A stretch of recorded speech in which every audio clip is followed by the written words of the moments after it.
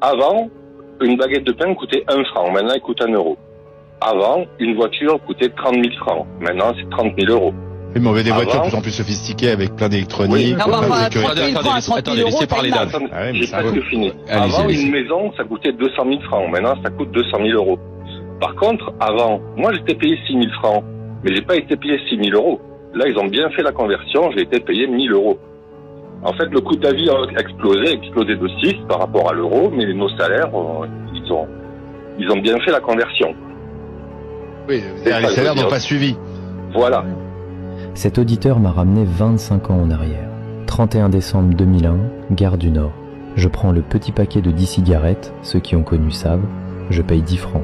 Je vais à la machine, je prends une canette, 5 francs. Le lendemain, 1er janvier 2002, je refais exactement le même parcours.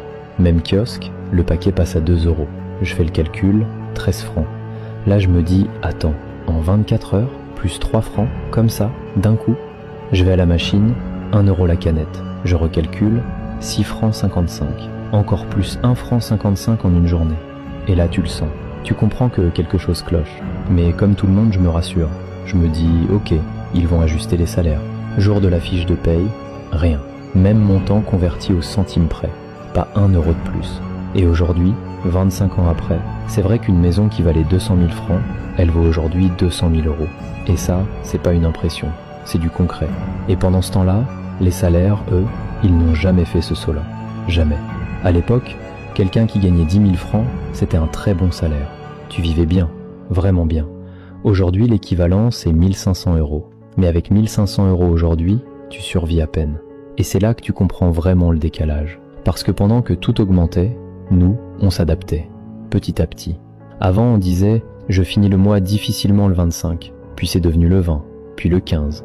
Et aujourd'hui, il y en a beaucoup qui, le jour où ils reçoivent leur salaire, sont déjà à découvert.